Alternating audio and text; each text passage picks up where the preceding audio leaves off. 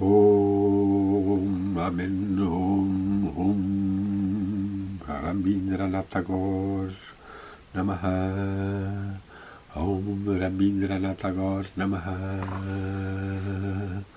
Om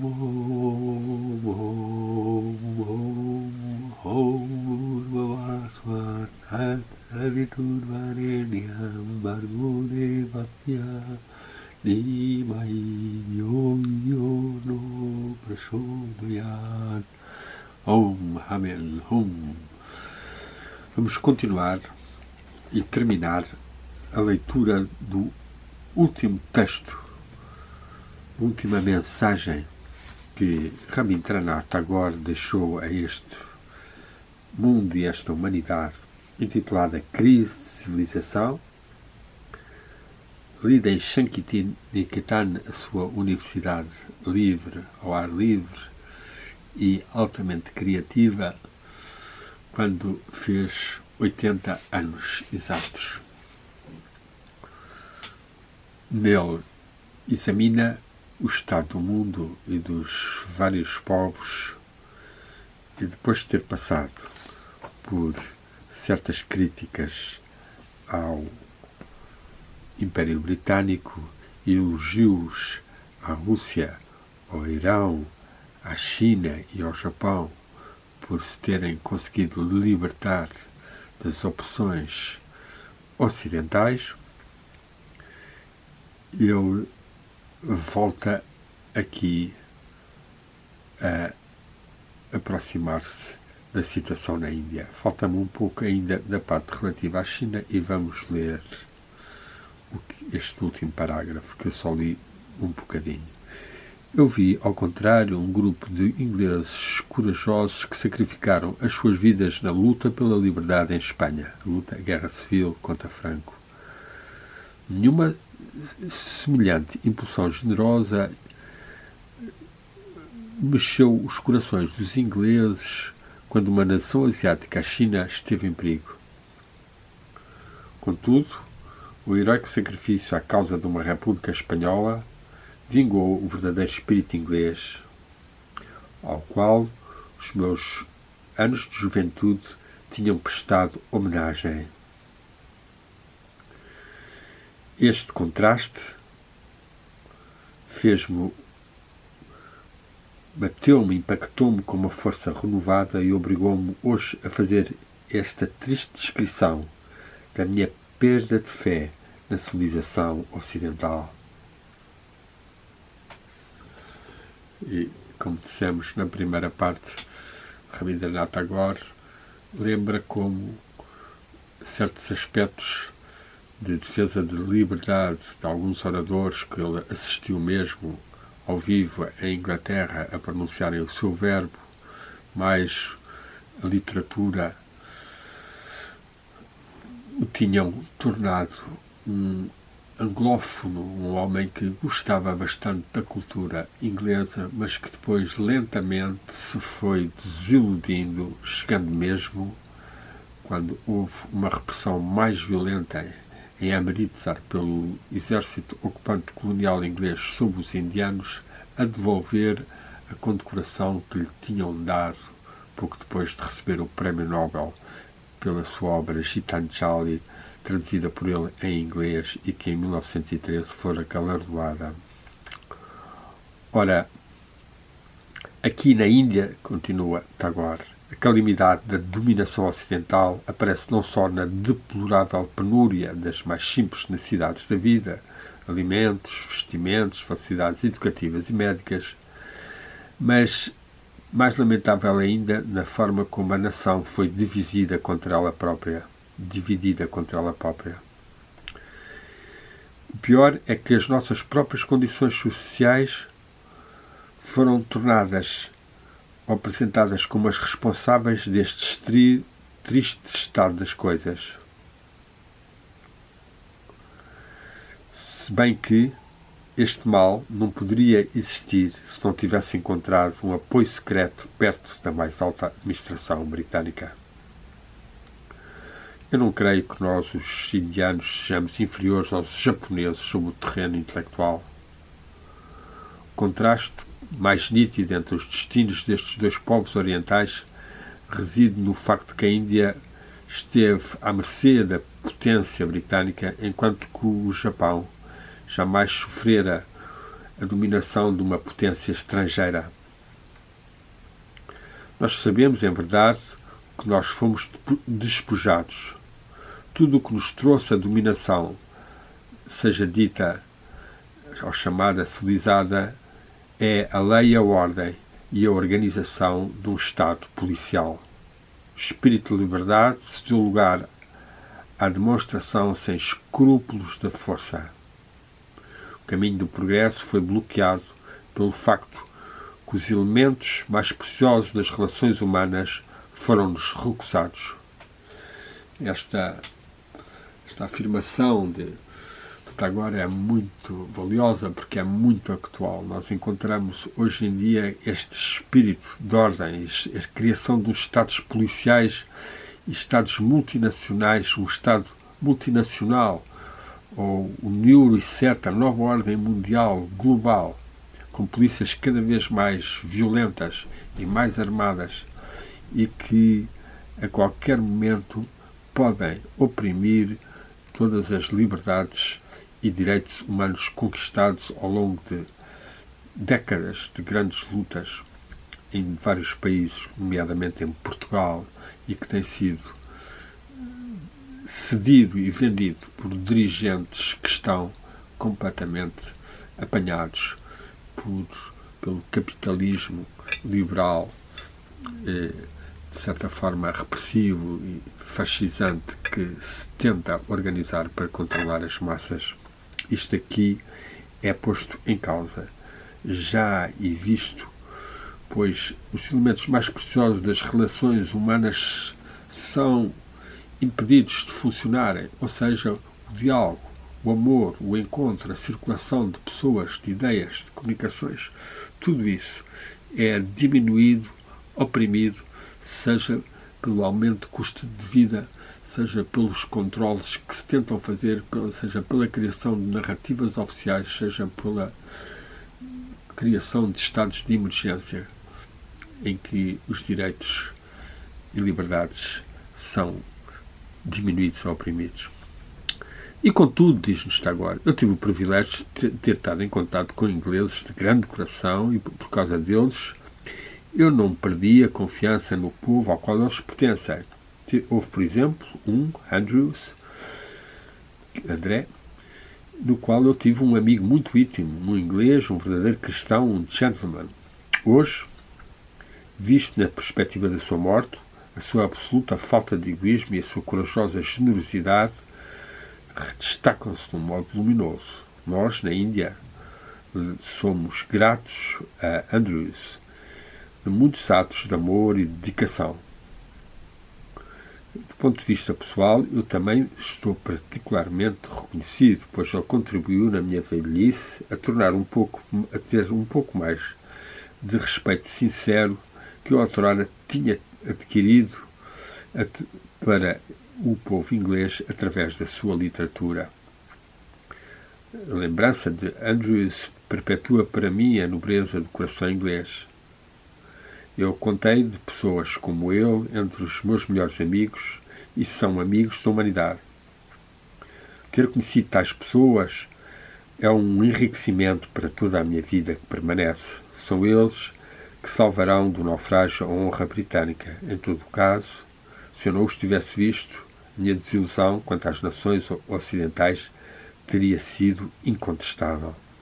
E aqui podemos lembrar de alguns ingleses atuais, Henry, como Jeremy Corbyn ou George Galloway, dois verdadeiros mestres do amor, da coragem, da lucidez, do espírito de independência, da liberdade e muito críticos de todas as opressões fascisantes que ocorrem a soldo de Murdoch e de Klaus Scholz e da União Europeia e de uma série de dirigentes vendidos em Inglaterra e na Europa aos interesses do dólar ou aos interesses da alta finança.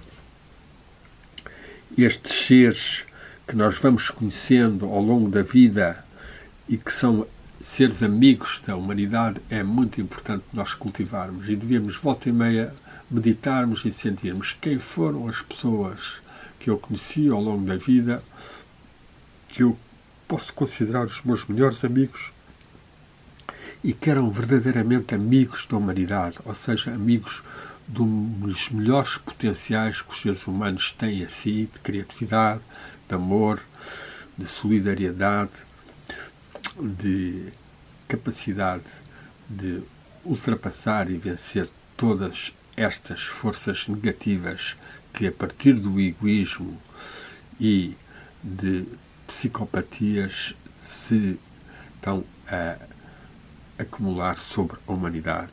Cultivar essas pessoas, escrever sobre elas, meditar com elas, orar por elas se já partiram, ou então conviver, trocar ideias, fortificar-nos. É o que se chama na Índia satsanga, companhia da verdade. Sangha, grupo, sat, verdade. As satsangas que possamos ter com 2 ou 3 ou mais pessoas são muito importantes, e as redes sociais deveriam servir mais para isso e não nos perdermos tanto com adversários que estão do outro lado e que muitas vezes apenas nos querem fazer perder tempo ou exasperar. Haja então maior discernimento de quem são as pessoas que são mais afins de nós e que mais podem colaborar neste trabalho de trazermos ao de cima a alma, o espírito da humanidade, dos seres, espírito de luz e de amor que vem de origem divina e que não é reduzível a inteligências artificiais ou mesclado com chips e com todo o tipo de transgenderismos e transhumanismos artificialíssimos que se estão a tentar fazer para destruir o ser humano e o tornarem subanimal.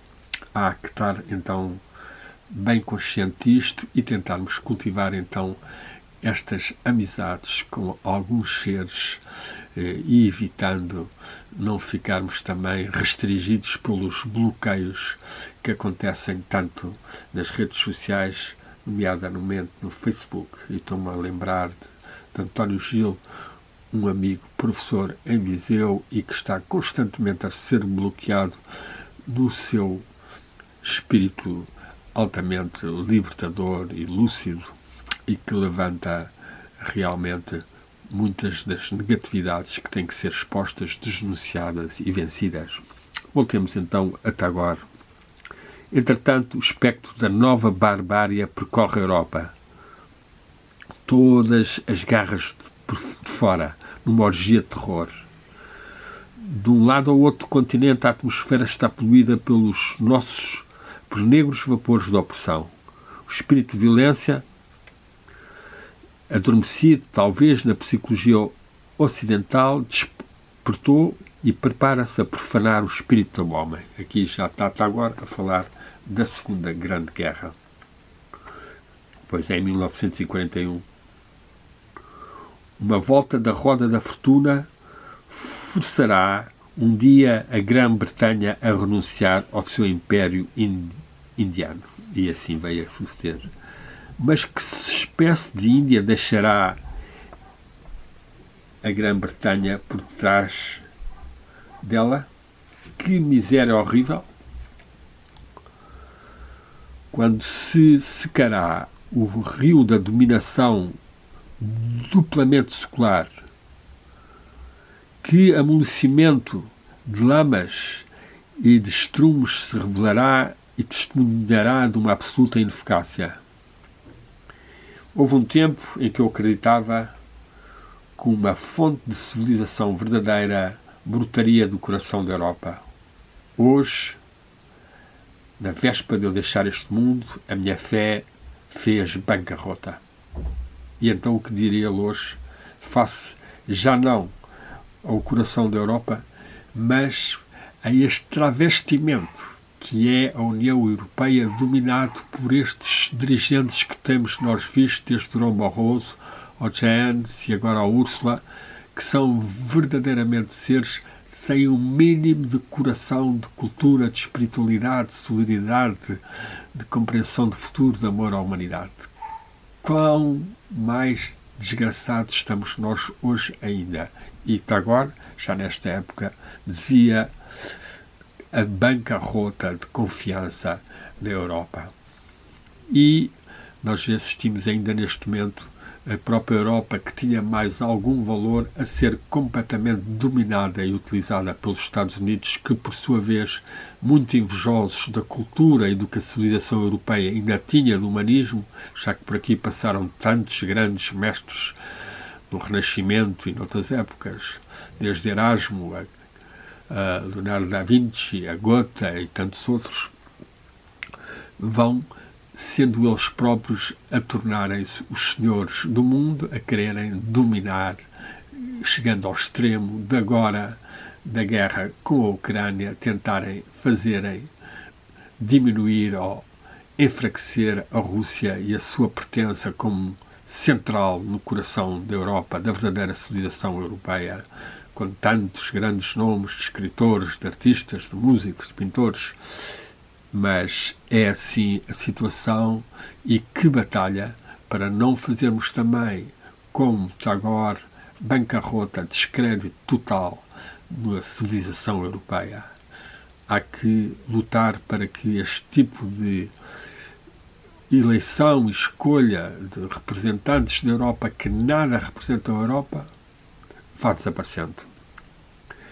Eu vivo hoje na esperança que um Salvador surgirá, que ele nascerá no meio de nós nesta terra algo miserável da Índia. Estou à espera da sua mensagem, da suprema promessa que ele dirigirá ao ser humano depois deste horizonte do Oriente, palavra de força e de esperança para todos os seres que a ouvirão. Eu olho para trás e vejo os anos passados e vejo a massa de ruínas de uma civilização orgulhosa acumular tal como os distritos da história, e, portanto, eu não cometerei o grave perigo de perder a fé no ser humano e de aceitar como definitiva esta derrota atual. Eu olho para a frente, para a mudança da história, e quando este cataclismo passar, o céu tornar-se-á de novo claro e liberto de paixões. Será que esta aurora nova virá deste horizonte, deste oriente onde se levanta o sol? Então o homem, não vencido, retomará, apesar de todos os obstáculos, o caminho da reconquista da sua herança perdida? A hora aproxima-se e o perigo que ameaça a insolência do poder será revelado. Esta hora testemunhará da verdade proclamada pelos sábios antigos. Adharma nedaita taba tatu badrani pashyati tata sapatamnan jayati samulustastu binai syati. O homem prospera graças à iniquidade e obtém o que ele deseja, desfaz os seus inimigos, mas perece na sua raiz.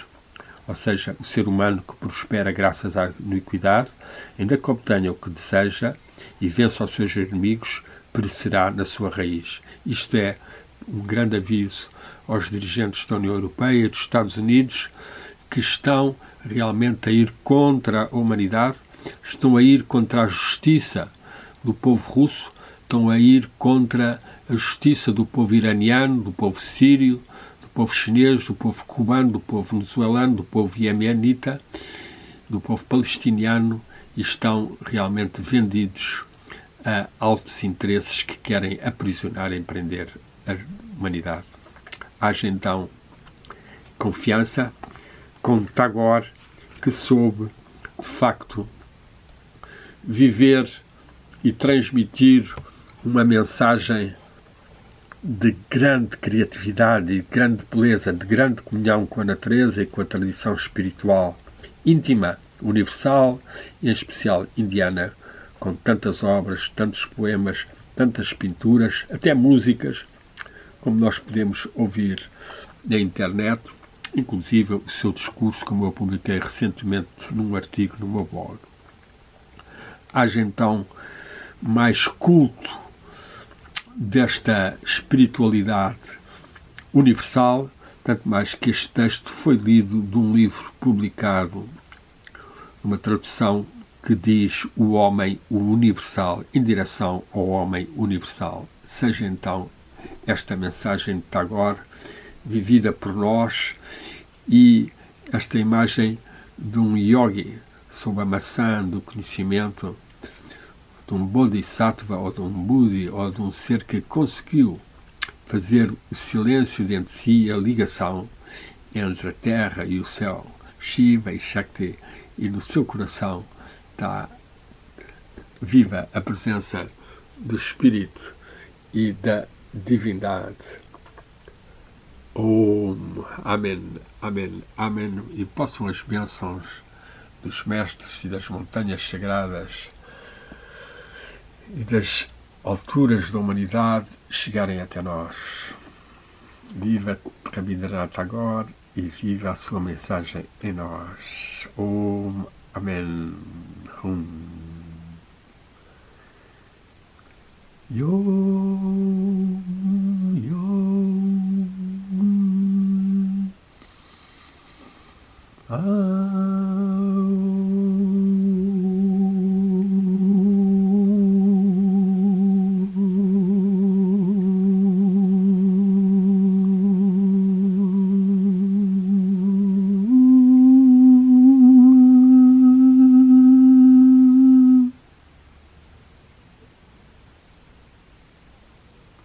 Pax, Shanti, Shanti.